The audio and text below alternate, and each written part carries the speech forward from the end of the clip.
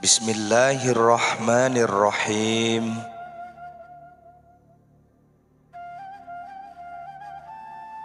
Syekh Abdul Qadir Al-Jailani berkata, sabda Nabi Muhammad sallallahu alaihi wasallam,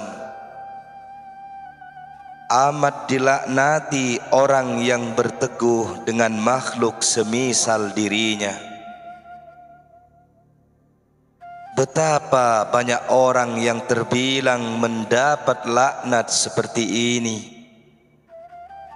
Selebihnya hanya ada satu golongan manusia yang berteguh dengan Allah. Di antara orang itu adalah seperti yang difirmankan Allah Subhanahu wa ta'ala, sesungguhnya dia telah berpegang pada tali yang teguh.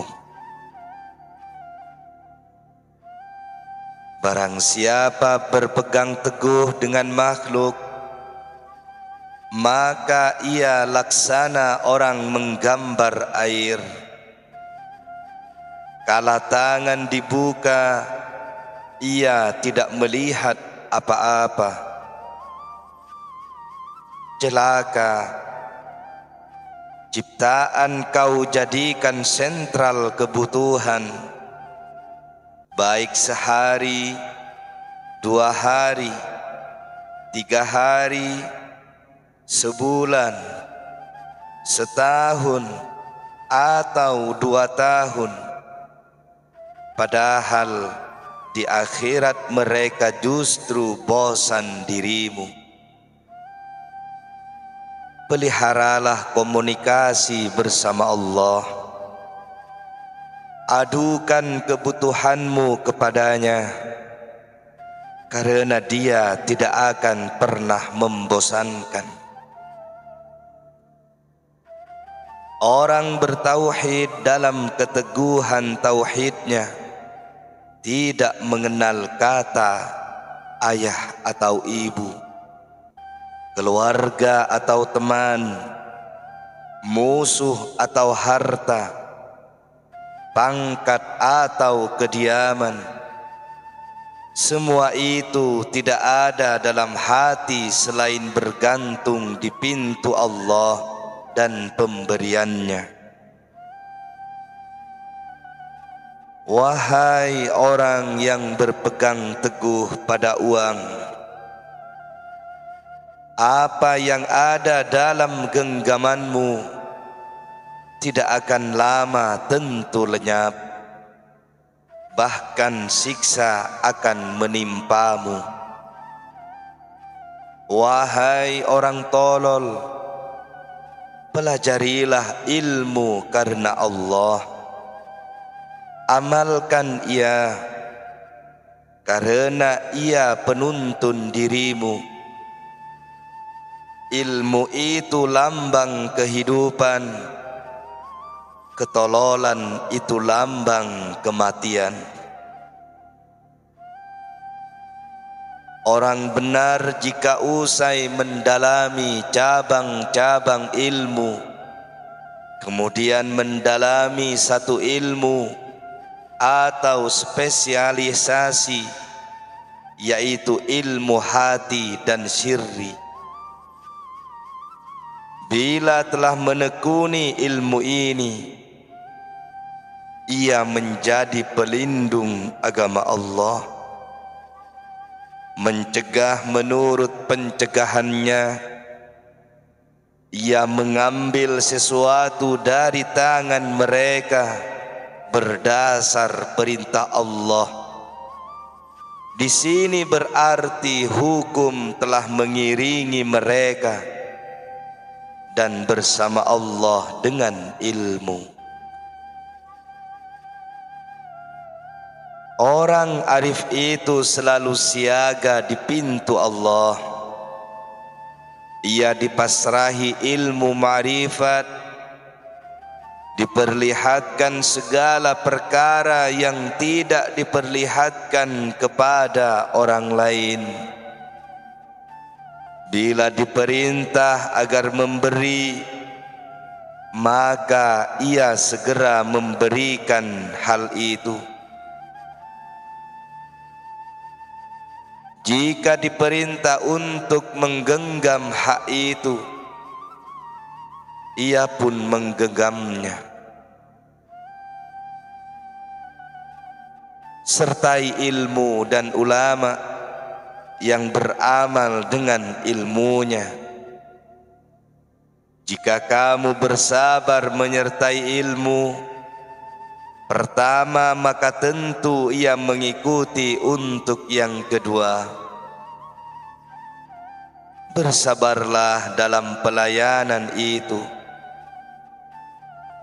Jika kamu sabar melayani ilmu, niscaya diberi kefahaman hati dan diberi cahaya batin. Wahai manusia, serahkan perkaramu kepada Allah,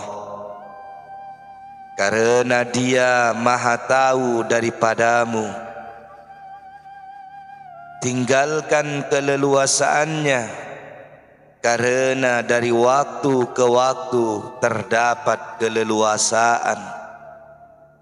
Ikutilah Allah dan bukalah pintunya. Tutuplah tembusan-tembusan pintu makhluk. Jika hal itu terjadi dirimu dilihatkan keanehan-keanehan yang tidak terdapat pada perhitunganmu. Tidakkah kamu sadari, jika Allah menghendaki dirimu membawa manfaat untuk orang lain, tentu menjadikan dirimu bermanfaat. Bila Allah berkehendak menjatuhkan di hadapan manusia, maka hal itu menipu, memperlunak dan memperketat hati mereka. Dia Maha Penghidup lagi Maha Mematikan, Maha Awal dan Akhir, lahir dan batin. Setiap permasalahan itu tidak pernah berubah baginya. Tancapkan i'tiqad ini dalam hati.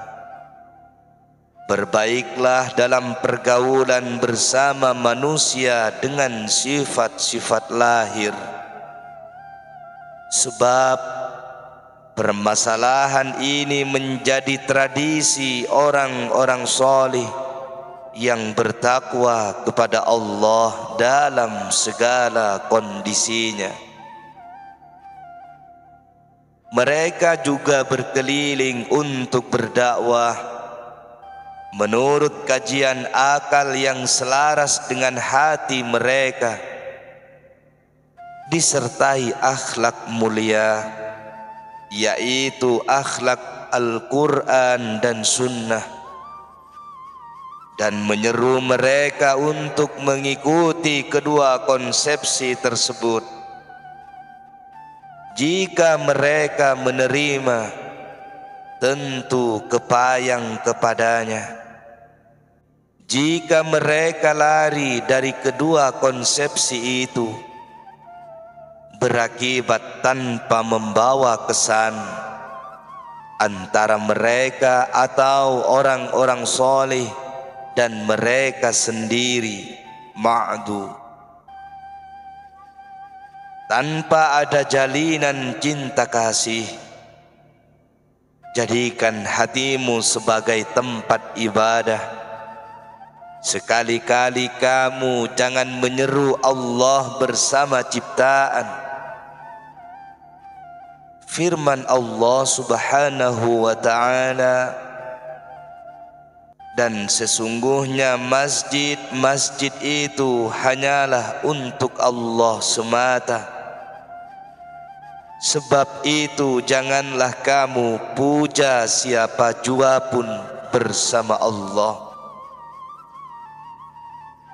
Jika telah mencapai peringkat ibadah ini, dari Islam ke iman, dari iman ke yakin, dari yakin ke ma'rifat, ke ilmu mahabbah atau cinta, dari mahabbah ke mahbudiyah, dari pencarinya ke orang yang mencarinya. Jika kamu lupa tidak sampai tertinggal, dan jika lalai akan teringat, jika tidur akan terbangun, jika lupa segera bangkit, jika dikuasakan segera menerima, jika diam bicara, maka semua itu tidak akan pernah hilang terus menerus. Siaga secara bersih karena ia telah terjernihkan oleh pusat hati, seperti yang diwariskan oleh Nabi Muhammad sallallahu alaihi wasallam, bahwa mata beliau tidur tapi hatinya tidak tidur. Ia melihat dari balik tabir seperti melihat wujud aslinya, tetapi individu terbangkit olehnya menurut kemampuan akan keberadaannya.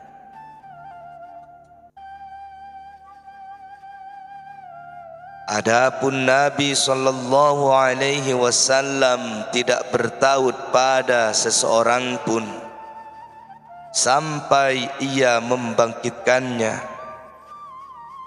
dan ia tidak ingin menyatukan seseorang dalam kekhususannya selain kaum abdal, para wali dan umatnya yang ingin menyucup selisih makanan dan minuman. Beliau berikan setitik harapan dan sekerat mutiara dari keagungan keramatnya, karena mereka sedia mengikuti beliau. Orang yang menggenggam agama Islam tentu membantu beliau untuk mengedarkan butir-butir ilmu agama dan syariat beliau sampai kiamat. Ikutilah milad Ibrahim, pilihan Allah yang berspekulasi mencari Tuhan melalui bintang, bulan, dan matahari. Yang terakhir beliau berkata, "Aku tidak suka sesuatu yang tenggelam. Sesungguhnya aku menghadapkan wajah diriku kepada Zat yang mencipta langit dan bumi secara lurus, dan bukanlah aku termasuk orang-orang musyrik." Setelah lama Ibrahim bersandar atas kekeliruan itu, lalu mengenal Allah. Segera beliau membenarkannya. Maka terbukalah pintu kebenaran dan hatinya terseru untuk memasuki. Kemudian observasi Ibrahim dijadikan contoh bersama sesuatu yang berlaku di dunia akhirat. Sedang kini beliau memahami hal itu datang dari Allah. Berpengaruh, jadilah pusat hatinya berada di sisi Allah dan menanggalkan selainnya. Jadilah beliau sebagai penghamba mereka, ya penghamba semata untuk Allah. Merdeka terhadap sesuatu selain Dia secara mutlak, di langit, di bumi. Ibrahim tidak dikendalikan sesuatu, justru beliau mengendalikan sesuatu.